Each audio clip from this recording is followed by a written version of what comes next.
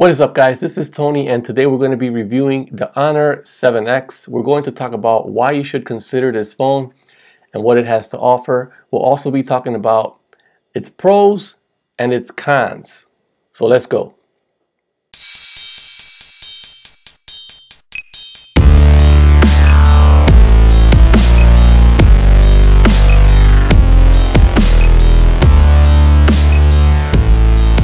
The Honor 7X is an interesting device because it is the first LTE device in the USA that offers 18:9 aspect ratio at $199. So that is correct, $199 you can pick up the Honor 7X, and I think that is an amazing price point for a device of its class. It is GSM unlocked only, so it will not work on Verizon or Sprint. It will work on T-Mobile, AT&T, and all MVNOs that are GSM. So let's talk about its specifications. The Honor 7X comes with an 18:9 aspect ratio, which measures out to be 5.93, which is almost a 6-inch display. It also comes with 3 GB of RAM, 32 GB of internal memory, and it's rocking the Kirin 659 processor. Dual camera setup. It has a 16 megapixel camera along with a 2 megapixel wide aperture lens for portrait mode shots. On the front of the phone, we do have an 8 megapixel selfie camera. Both cameras on the back and the front both record in 1080p, which is the highest setting. Unfortunately, there is no 4K recording. It also has a really good battery capacity of 3340 milliamps, which in my usage has given me about a day and almost a half. So it is pretty good battery life. The back of the phone, if you can see, is aluminum, and in the hand it feels like the iPhone 6s Plus. So it does feel really good. Feels like a premium flagship phone. I like the fact that the fingerprint reader is on the back and is definitely fast, but there is no NFC chip, so unfortunately you will not be making any mobile purchases using the fingerprint reader. We also have a 3.5mm headphone jack, which I am happy to see, and no USB Type-C. This is running Android skin called EMUI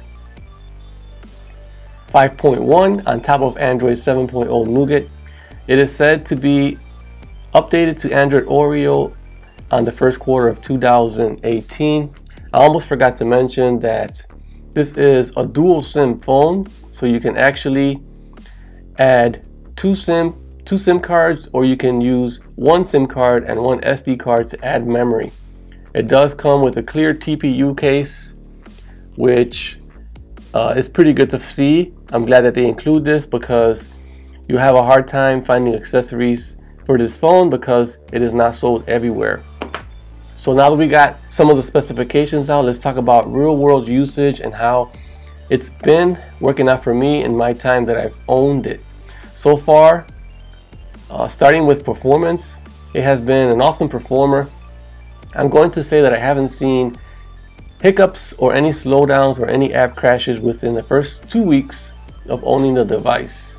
I'm not a heavy gamer, and most of my usage on the phone is emails, calls, text messages, social medias, apps, and YouTube videos. But I have noticed some app hangings. What I mean by that is when I exit out of an app, like for instance Instagram, I'll get a black screen and it'll hang there for a little while. I noticed that a few times on certain applications like Instagram, and I think a few games that I've played like Mortal Kombat and Traffic Rider. But other than those specific instances, overall I can say it's a pretty decent performer with very minor hiccups. Now, cameras. Now when it comes to cameras, I will say that both the 16 megapixel camera and the 8 megapixel selfie camera, they do very well in well-lit situations such as outdoors. And indoors is where they tend to fall short a little bit.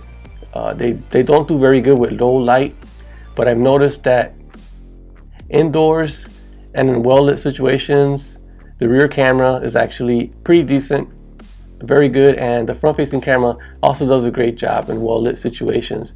When it comes to recording video, on the rear camera, I would say that there is no optical image stabilization or electronic image stabilization on the front or rear. So I'm going to go ahead and say that I recommend that you would use like a tripod. The same goes for the front megapixel camera when recording with video. So software wise, this is rocking EMUI 5.1, which is very customizable. You're able to customize the navigation bar. Let me see, status bar. You even have gestures. You can swipe down for notifications. Works pretty good. And you have a whole bunch of features. Let me see, they have smart assistants, which adds tons of more features like floating dock, motion control, one-handed UI. Also a theme app to change the icons and the theme throughout the entire operating system. You can change out the theme. Or if you're into customization and tinkering with different themes, fonts, and icons, this is definitely a device that is very entertaining and rich with features. I myself personally have enjoyed using EMUI 5.1. Now the display, one of the things that literally captivated me from the Honor 7X has to be the display, the 18:9 aspect ratio. This is just very beautiful, and I have to say that it is a gorgeous 1080p display. Viewing angles are actually very good, and the colors look very bright. This display is an IPS LCD measuring at 5.93 in resolution, 1080p, and the pixel density is 407. It has cornering Gorilla Glass. They don't specify which one it is, but it does have cornering Gorilla Glass. I have to say that I've compared this display to my OnePlus 5T, and the display on the Honor 7X is a great 1080p display. The display is very beautiful and the colors are real nice. So I'm very pleased with the display on here. The speaker and audio. Okay, so this is quick topic. I'm not going to play any sounds or nothing like that, but I'm just going to tell you what I think about them. So the speaker and audio, when it comes to the speakers, audio, and the Honor 7X, I will say that my usage making calls, they were very clear, and the caller on the other end had no issues hearing me. Now when it comes to playing music with the bottom firing speaker, I'm going to say that it is not the loudest, but it does do the job. Times at high volume may sound a little bit tingy. Now the 3.5mm headphone jack, you know, I wish they would have included a DAC or something, some kind of audio booster when using wired headphones. I'm no audiophile, but the sound quality coming from the headphone jack is not going to blow you away.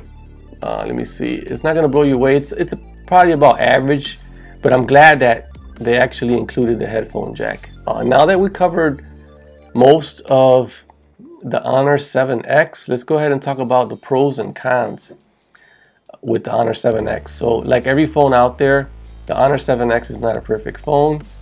It's missing several key features like NFC, waterproofing, quick charge, and even the USB Type-C. There's no USB Type-C. This is micro USB, just to name a few. But remember, this phone is just $199, so it's not going to break the bank.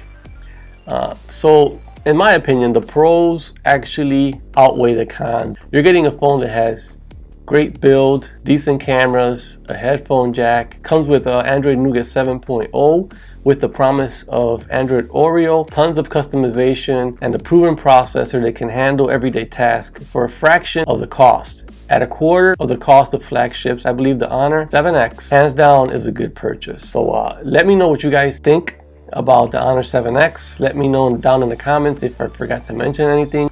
Let me know your thoughts on the Honor 7X. Are you thinking of buying the Honor 7X? Would you recommend the Honor 7X?